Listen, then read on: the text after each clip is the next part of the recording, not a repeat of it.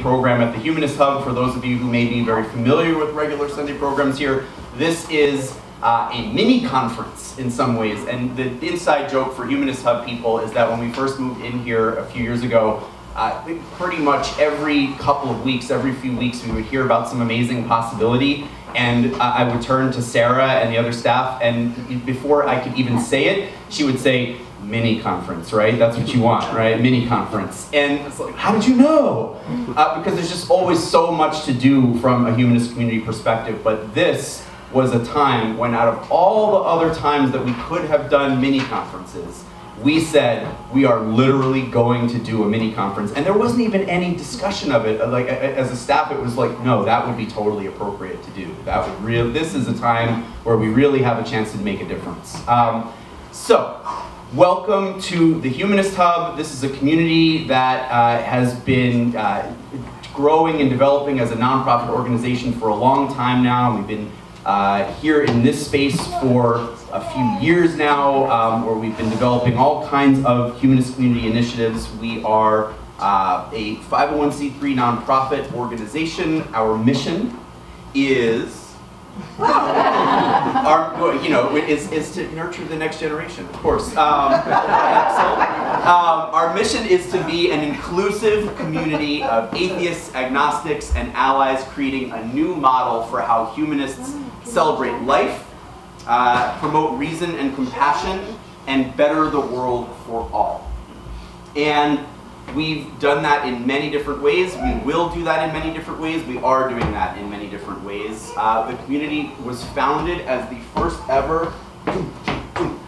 sorry, I can't resist. I really can't. It was founded as the first ever chaplaincy for the non-religious, for humanists, atheists, and agnostics. That was about 40 years ago, and the idea was we were founded by a former Catholic priest who had been a Catholic chaplain at Dartmouth and wanted to serve people in the same way as an atheist humanist. And then he found himself here at Harvard and created the first humanist chaplaincy in North American history, and the first ever to serve a university or college anywhere. And it existed in that form as a small organization for over 30 years. I've been its executive director and humanist chaplain since 2005. And we've grown and evolved and changed and built wonderful relationships with many of you, including many of you watching this online right now, on the Muslimish Facebook page, right? We're live streaming today from our guests' Facebook page. So, hi fans of Muslimish, we're so excited to be hosting you and meeting you today, virtually or in real time. We've done that. We've created a community here that's very diverse, very inclusive, and trying to be more of both.